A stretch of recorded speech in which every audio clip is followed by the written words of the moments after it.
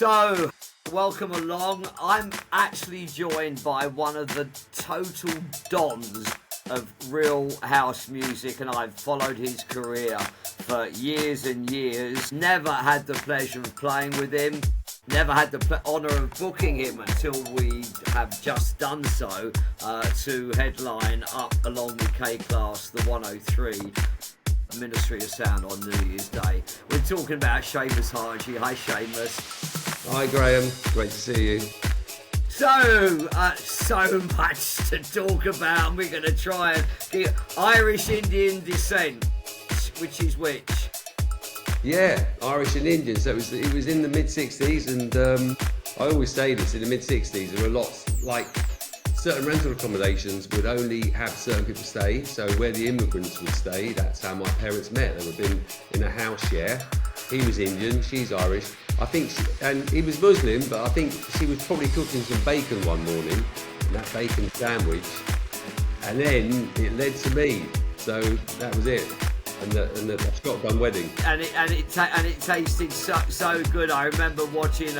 It was a Jewish thing of a family on Netflix, very very orthodox, and the girl ran away to Berlin, and she was eating a sandwich, and she said, "Oh, what is it?" And the guy said, "Ham." I thought I was gonna die. So your career, I mean, you're like a real don of the whole UK house scene. Noticed that you started playing jazz funk in '86, soul and funk. Yeah. You were playing in Ireland. Where do you live now? Just quickly. So I'm back in the hood. I grew up in Camberwell, South London, and I'm actually back. I was in Brighton for about 16 years, but I moved back to London, and I'm back in the hood, back in Camberwell. Okay, so in '86 you were playing soul funk. Where was that? Was that in Ireland or? Yeah, no. So I mean, I grew up in London. So in South London, long story short, it was when there were lots of sound systems, you know, and it was like Norman Jay was in good times. You know, Trevor Nelson was a sound system called Mad Hatters. So what would epitomise that scene to make it easy for people is Soul to Soul. You know, they epitomised that scene, and they went on to become a worldwide success. And the other one would be Massive Attack, because they used to be the Wild Bunch up in Bristol. And yeah. That's the best example. It was an eclectic mix of soul, funk, hip hop, some early house music, but it was kind of pre-house, and it was all that early 80s boogie, soul, funk, jazz funk sort of scene led to that. Yeah, I was resident at a club called Gulliver's in Mayfair all through the 80s, but in '83, '84, I was doing JFM or Horizon, one of the pirates before I did the Soul Show on Capital, and I started playing out in South London with Coxie. That's where I first met Carl in this dodgy black club in Brixton, but they were.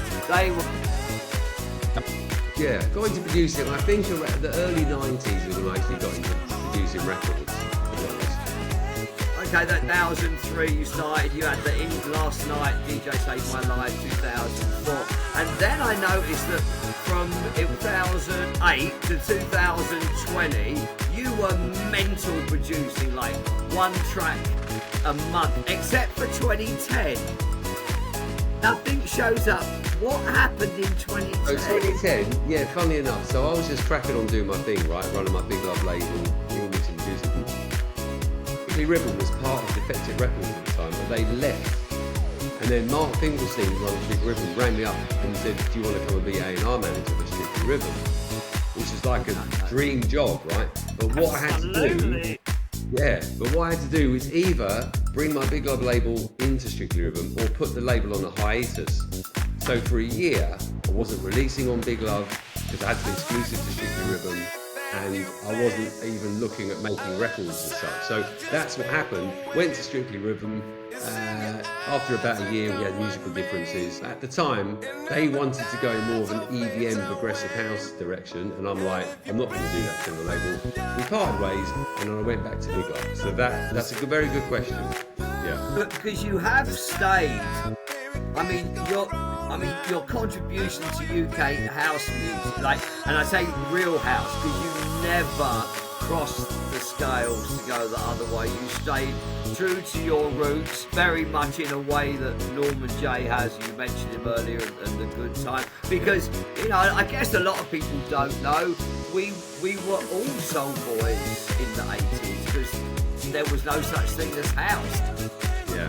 That's the amazing thing, isn't it? When you speak to younger people, you say when you start DJing, so I started in 1985, and it's like, yeah, that was before house, pre-house, and people can't understand it. Like, well, what were you listening and playing to before house?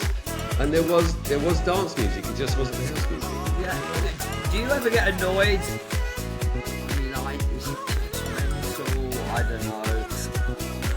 I mean, I've been out and I've heard somebody play a track and it's got like a classic 80s soul sample, or it's got a classic early 90s Todd Terry sample, and I hadn't found the track on Beatport Track Source or promos. I'm going, oh, what's this? This has got... No, it's a brand new track. No, the sample is from Todd Terry, A Day in the Life of, or whatever. Yeah. And I did actually ask somebody else this, because John Fleming, John's kind of the trance version of you. You stayed true to your pure house roots all along. John stayed true to his underground trance roots all along. Yeah. He just made a post about a lot of us older, not so much me, because I'm kind of out of the limelight. It's why I live here, but I do enjoy going back and doing the gigs. But I want to play Graham Gold to 2025, not Graham Gold 1997. And even with the radio show, which is only about new music, it's not enough.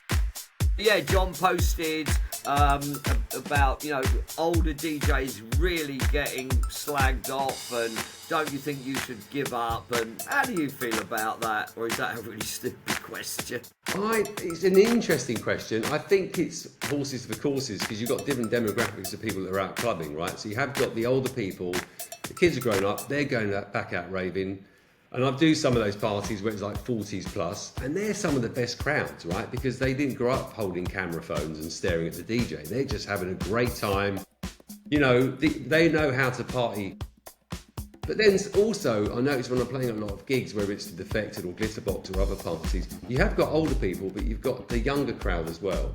So it's having that mixture. And for the young people, they don't really know a lot about the music. It's the older heads that know the records that you're playing, and the references and the samples. But I think we are in a different era now, because when our parents were our age, they were proper old, weren't they? They weren't going out clubbing anymore. But we're younger. I don't think my mum went ballroom dancing. She had a dance partner, Uncle Lewis. But they used to go on. He had a little minivan, and they used to drive us on holiday. They both smoked, and the windows were always up in, not a minivan, in an Austin Mini, with cigarettes hanging out their mouth. The kids were in the back, all those things. But no, my dad, well, like that. He never. Did your parents go clubbing? God, no. That's what I mean. We're getting younger now, aren't we? People are, we're living longer. We're eating healthier. We're just younger attitude of mind, I think. And I just think with the older DJs, there's a lot to pass on to the younger DJs. There's a lot of knowledge and experience, and that's a key thing. I think it's really important. Do you think that a lot of them are open to accept it? It's probably difficult. It's difficult, I think, sometimes. I remember I'll give a good example. I remember when I was probably about 13 or something like that, and Planet Rock came out by Africa Bambaataa, right? Yeah. And this record... 122 BPM. I can tell you the BPM of every record I ever played. So that record just blew me away. It was like it came from outer space. And First I played with my friend. First electro. Yeah. Well, along with Hashim Al Nayafish. Yeah, all that stuff. But I remember his older brother walked in the room and he went, "Oh, that's sampling Kraftwerk." And I went, "What?" And he played this Kraftwerk stuff, and I was like, "Okay, that's interesting." But at that time, being that young, I wasn't that bothered. I liked the new format. So I think initially for younger people, they might be a little bit like, "Oh, we're not interested in these older guys," or where the samples come from. They just want the new stuff. But eventually they will be like, "Okay, this all leads back to somewhere. It leads back to early house music. It leads back to disco, like the roots. To go forward, you've got to look backward sometimes. I think it's important to know where you're coming from. Yeah. Funny enough, there's a DJ on this island, David Chong, who I respect massively. He used to play vinyl back in Paris in the year. God, it was a few years ago, and I was at his house one day, and I said, you know what, if you want to be a doctor or a photographer or someone in fashion or a car mechanic, you go to college, you do your 2-year college course, but to be and you have to pass your exams. To be a DJ, and this, I've heard people on this island, oh yeah, I come to the Kopangan and I see all the DJs get the girls and the free drugs, and I want to become DJ. So I phoned my friend in the Moscow, and he sent me MacBook Pro. I buy top 10 from Beatport, and I am DJ. But they actually believe it. And so I did this 20 questions about house music. Even where does the term house music come from? What was the first label? So, blah, blah. Of course, I sent the questions to David, and he obviously got them all right. And I said, listen, you're going to get the lovers, and I'm going to get the haters. So we have to post them at the same time. And for sure enough, he got the lovers, I got the haters. People write, does it matter where the word house music come from? Does it matter about Strings of Life? Does it matter about Detroit? Well, yeah, it does, because it all came from Salsoul and Prelude and those labels, in the mid-80s. Early 80s. It's important, isn't it? If you know about house music, it goes back to the Warehouse, goes back to Frankie Knuckles. It's like, I mean, seriously, I won't get too serious, but you need to know where it comes from. If you're homophobic, how can you be into house music? It came from gay minorities, blacks, Hispanics, and gays. That's where it came from, As did disco. Exactly, right? So you got to know where you're coming from. Yeah, it's like seeing skinheads in the 70s and 80s. It's like being racist. Like, you're dressing and shaving your head like the rude boys of Jamaica. Do you not realise that? So you got to know where it comes from. I was actually a skinhead in '69. I started DJ. My love was reggae and James Brown. That was... Yeah. And actually before reggae, when it was rocksteady and even blue beat before that, my brother was into. I used to have every Studio One record ever.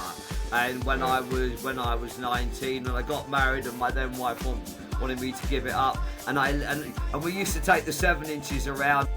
So you used to get Britvic oranges, the little bottles for the mixers for the vodka, and they was Cockle and Chorus they were called, and they had these wooden crates, and they were perfect for 7 inches. And I had 8 of these boxes just crammed with all my early rocksteady and reggae and Studio One, and I gave them all away, and it was like so for now.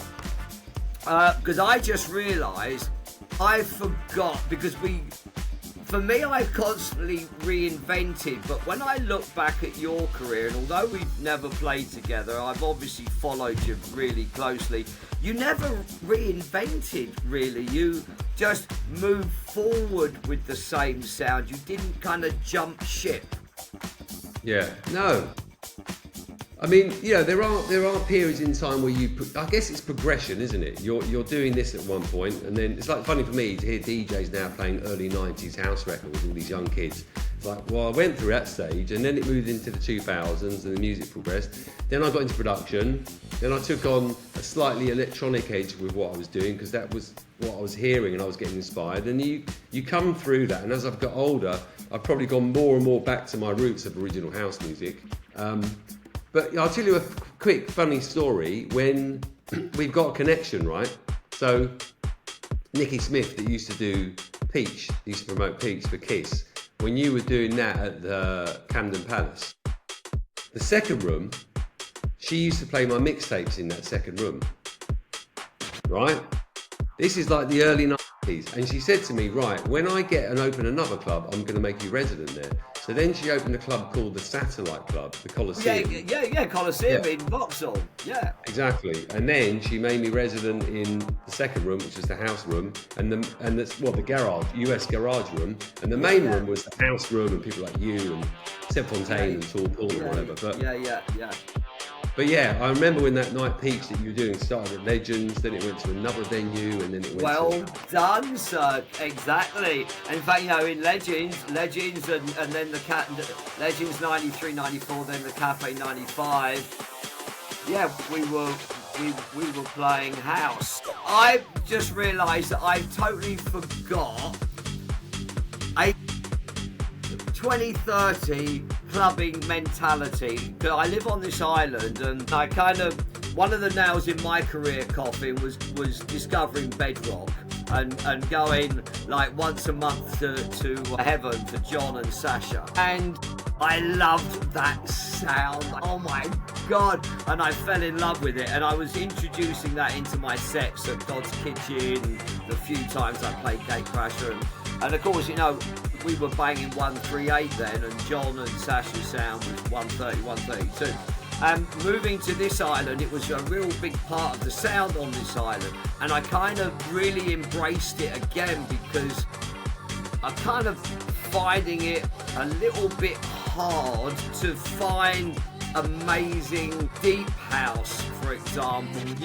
This 20 to 30, they're into labels like, EastEnders, the East End Dubs and things like that. And I'm really searching, and I've never played a track that I didn't like.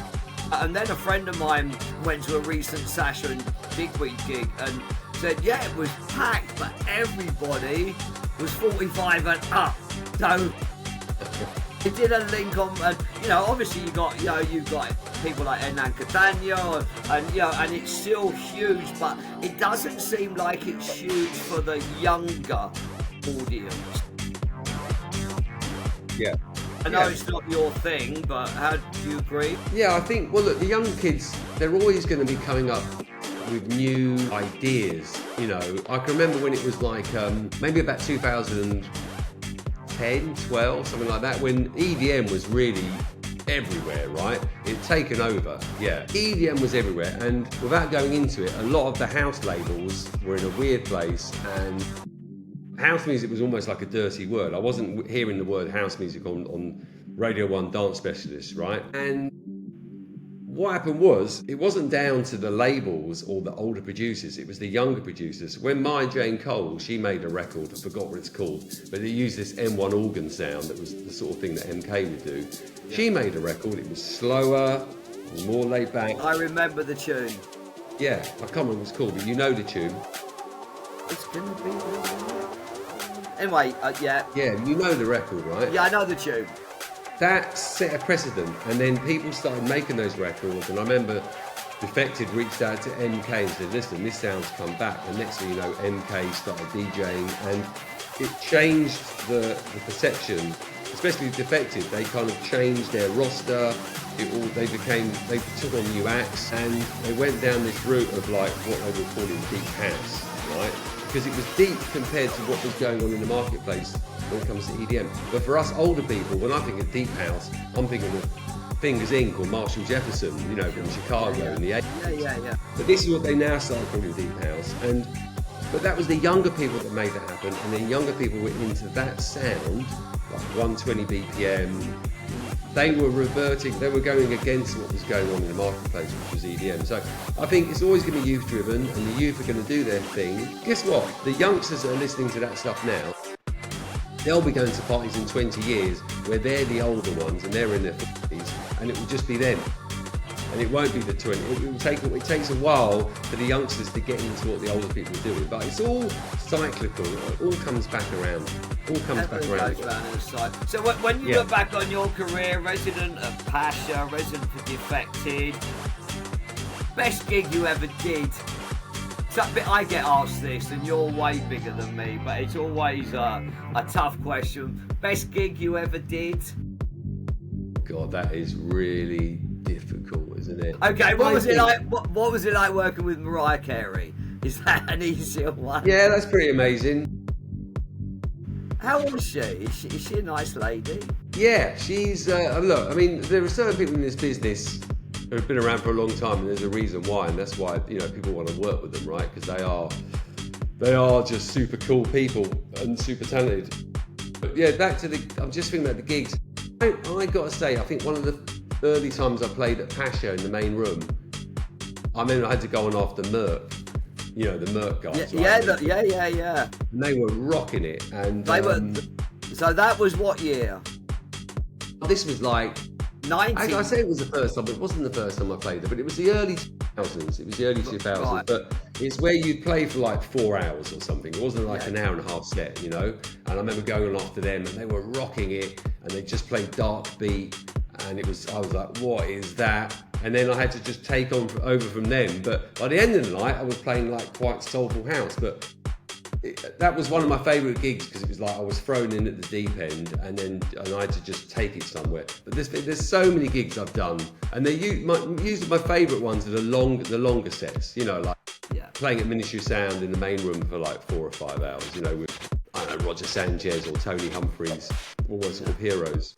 When was the last time you were at MOS? I think it was a couple of years ago for Glitterbox in 103. Okay, right. Yeah. Okay, because I was in Ibiza in August, went to Pasha, went to the Defected night with Low Stepper and Gorgon City. Cool. Yeah. Yeah, it's you know, it's weird how they've moved from venue to venue, you know, but when we used to do Pasha, 98, 99 we started doing Pasha, and then on the Fridays, I normally play there, and then fly to London to do Ministry the next night. But they were magical times, and it was sort of before the sort of lots and lots of VIP tables at Pasha. It was just a dance floor, no camera phones, you know. Yeah, I mean, I don't know if it's right, but I heard Eric Murillo actually introduce that. R.I.P. Eric. He was the one that actually introduced that into Pasha. Just what I heard. I don't know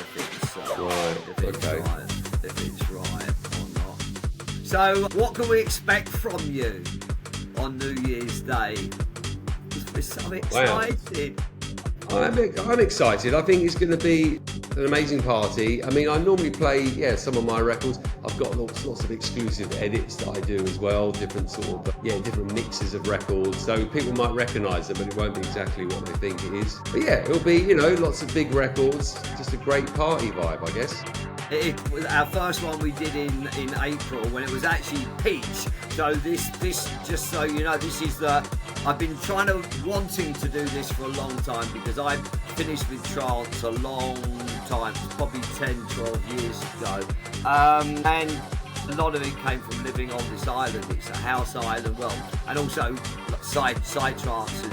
It was Psy, then that Psy kind of dropped off, but now that's come back in a big way. But yeah, so we're moving slowly because obviously I want to be bringing in the newer names as we go forward. So this is actually our very first House of Peach. Chris, who's my business partner, we argued like hell over the name. I wanted something like House Rules, but I wanted to spell it with a Z, and he wanted to spell it with an S-O, and I thought it was a great name, but because we couldn't agree, we threw that out the window. Are we gonna, so you just done a track with Mike Dunn, that's the MD Express, right? Yeah. Called Fire. You've been quite busy this year, because you got that, and you've also got another track with is it? I've always called them Hatteras. Is that how you say it, or? Yeah, I say Hatteras. Yeah, right, Hatteras. okay. Yeah, in Toronto. Yeah. But Baby Wants to Disco. Yeah. We did that collaboration together. I did it on his label because it's a bit of a slightly tougher sound. But yeah, it just goes. It's just one of those, a real club banger. Yeah. So how's just wrapping up? How's your summer been? Or I mean, are you still? Because obviously I can't check everyone's Facebook, see where they're playing, but are you still, back in the day, in the 90s we were talking about, it was always every Friday, every Saturday, 2, 3 gigs sometimes a night. Yeah. I know me at this age, I could never go back to that. But are you doing every Friday, Saturday, or every Saturday? Do you find it a kind of nicer life? Yeah, it's pretty busy. Especially I went off touring a lot in September, and I was in Toronto, then New York. I did Seoul in Korea. I did Tokyo, and it was like, that's amazing, but oh my god, just sat in a chair on a plane for 14 hours, the jet lag, you're going 1 minute you're 8 hours ahead, your body clock, then you're 5 hours behind. I mean, all of that I don't like, but doing the gigs, but that's kind of what you get paid for, right? The gig's easy, like you're going to play well, you're going to rock it, that's the idea, but it's all the travelling. I think that's what you get paid for. So I'm not keen on travelling, but that's just part and parcel of it. But I'd say, yeah, I'm pretty busy. But you must be gold tier on One World Star Alliance. You use the same kind of carrier. At least you get the lounge. Yeah. But it's amazing though, isn't it, that all these years on, you're touring the world. It's incredible. Yeah, I didn't think I'd still be in this position, and I think because I've always been involved in the industry. It's not, I've either worked in dance record shops for 10 years in Soho, writing for magazines, then got into making music, then got to work for record labels, right? So I started working for record labels back in '98. So always in the industry, and I think that's it. I've always got that base. It's not just, I'm always like, I guess I'm wearing different hats all the time, from doing A&R to running a label to DJing and producing, right? And I'm also managing some people as well and trying to bring new people. Are you? Yeah. So you work 48 hours a day. When do you? Yeah, something like that. My kids are all grown up. Kids are all adults now, so I love work. I just put my energy into work, but I love it. So I'm just really, that's the bottom line. I'm happy. I'm so happy I get to do what I do for a living because I love what I do. I'm really lucky. And partners all right with that and everything? Like you to it by now? Yeah, that's part and parcel of it, isn't it? Kids followed in your footsteps, because I was talking to Paul from K-Class. His daughter's just started DJing. So has my son's absolutely huge on the trance scene. Okay, but yeah, any of your following in music industry? Yeah, so my daughter, she's working in the music industry. She's working for Warner, and she was managing this guy called Nines, this rapper. Well, no, she was Young Babe. Was it Young? See, I'm getting I'm forgetting names. Anyway, she's working with this rapper, management company thing. And then one of my ones is my eldest son is getting into DJing, but he's into this stuff called footwork, like from Chicago. It's about 150, 160 BPM. What's it called? Footwork. So it's like from Chicago. And a good example, there's a female DJ called Sherelle from the UK, and I think she's in that world. That's like, she exemplifies that sort of music. So he's just getting into that. He's starting to make a few tracks and sort of DJing a bit. And yeah, it's not my sort of thing, but again, he's doing what the youngsters do, right? The new thing. And then my other son, he's not in the music industry, but he's very keen on music. Well, he's into K-pop. That's why he's living in Korea and he's teaching out there, and he loves K-pop. But yeah, I don't think he's going to be a DJ. Well, sadly, I'm not going to be there on New Year's Day because there's no way I can get. This island is insane, and so the flights are super expensive, and it's all mental. Okay. But I'm sure we're going to ask to have you back as we go through with our House of Peach. But I want to say thank you. It's an honour to talk to you, and an honour to have you playing for us on New Year's Day at Ministry, Seamus. Thank you. I'm looking forward to it.